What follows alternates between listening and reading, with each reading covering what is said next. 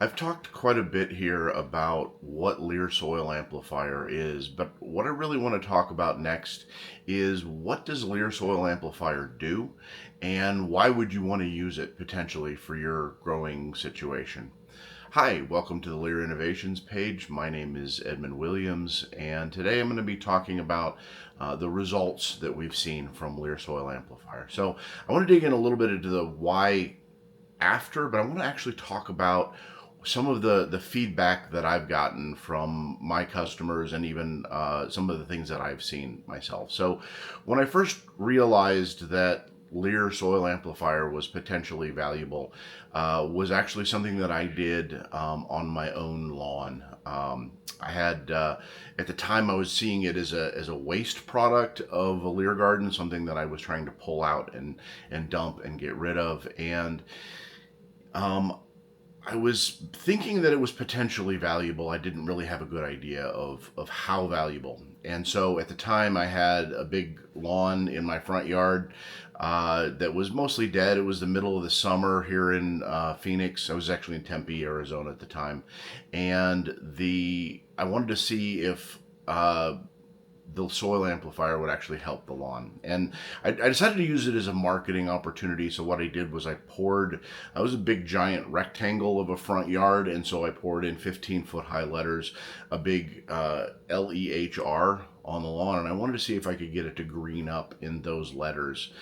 And I figured that would be pretty cool. I take a picture of that. I've got some halfway decent marketing material. And what ended up happening, it didn't actually work the way I expected to. What happened was the entire lawn turned green. Um, Stuff that was, 15, maybe 20 feet away from where I'd poured any of the soil amplifier, all of a sudden turned green and started growing. And it was very strange. Um, and so, as I started to sell it, I started kind of getting some of these stories back from people. I had one gentleman who came to me and he said that he had a fruit tree that had been slowly dying over the last couple years. This was a very important sentimental tree for him, and he'd hired two or three different arborists.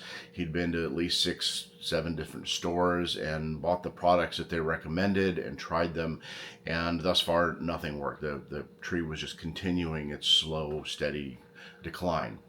And he bought a bag of soil amplifier from me and put it on his tree, and he came back a couple of months later and he was so excited because he said this tree had new growth within just a couple of days after putting the soil amplifier on it. And over the next couple of months it made pretty much a full recovery. It started growing, it started looking healthy again. So that was some really cool results. I had another woman who came back and she'd been growing roses for decades, and her roses were really struggling. They were suffering from disease and aphid problems and all kinds of stuff, and they were failing on her. And she bought a bag of Lear Soil Amplifier from me and put it on her roses in the way that I recommended. And she came back about 3 months later and bought another couple of bags because she had said that she had never seen her roses this healthy before. They turned around completely, coming back from the brink of death, or at least certainly unhealthy. And she said they turned bright green. They started growing. She said even the petals were thicker on the roses themselves. And so these are the kind of stories that I've been getting from people that things are coming around. We had a farmer nearby to where I'm currently living, and one of my partners gave him some of the soil amplifier, and he decided to do a trial run. He did 3 rows. One row was a control, so he added no compost to it. The second row, he added compost that he had gotten from somewhere else, and then the third row he added the soil amplifier. And what he found, what the feedback that he gave us was that not only did the soil amplifier row grow better than any of the other two, but it actually somehow seemed to suppress the weeds. That particular row had fewer weeds than any of the other rows. I had another instance back to the lawn issue. I had a woman reach out to me. She had bought a bag of soil amplifier and wanted to buy some more. And so I dropped by. I was in her area, and I don't have a storefront at this point, but I happened to be nearby, and I dropped by her house to deliver some more bags. And she's like, "Hey, come here, come here! I want to show you this." And so we went through her house and looked at her backyard, and her backyard was kind of a typical small Phoenix backyard. It had a couple of really good shade trees, so it wasn't getting a lot of sun, but she had a fairly nice lawn. It kind of needed to be mowed a little bit. And she explained to me that her husband is an irrigation specialist, and she works for a company that builds golf courses, and that she, as long as she's been living in this house, she's never managed to keep the lawn growing through the summer. The grass dies back completely every single summer, and then it'll kind of come back in the fall. But she's tried everything that she could think of to get the grass to grow, and it just won't.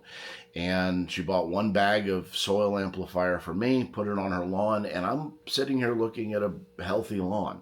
And she was so excited about it. And so again, these are the kinds of stories that we see happening.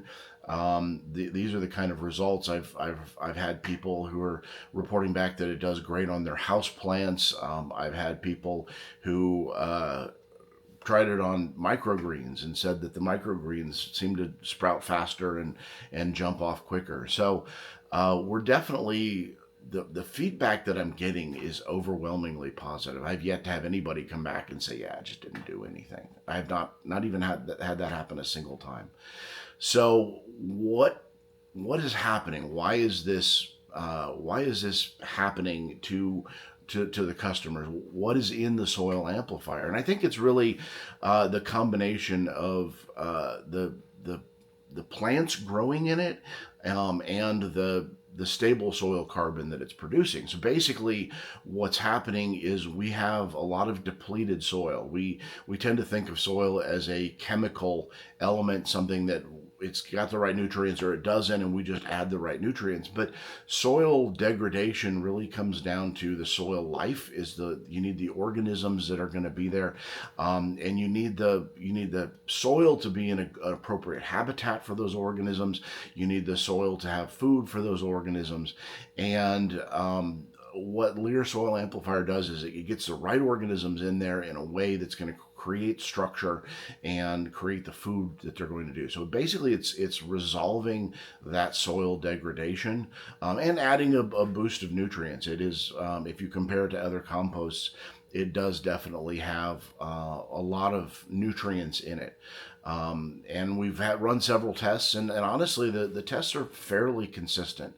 That it's pretty high across the board. One of the comparisons that I like to do is I used to add azomite to the soil in when I rebuild the bed, and azomite is a micronutrient. It's a rock powder that's mined out of a mine in Utah, and it is a micronutrient addition. It's something that's very powerful in those various micronutrients, and it's something that you add in very small amounts. It's something like a typical garden bed you're gonna add maybe a half a cup to a cup of azomite for the whole garden bed, and that'll meet your micronutrient needs for those plants. And so my thinking was that in the initial phases, while those wood chips are breaking down, I will add the azomite. It'll help with some of the micronutrients.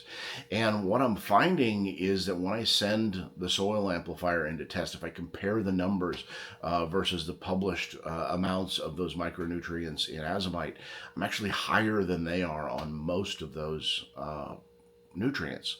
So it's something that I've kind of quit using it. I don't necessarily object to it, but it's unnecessary, because the soil amplifier is going to be adding most of those micronutrients back in. So it's something that seems to generally help with soil health.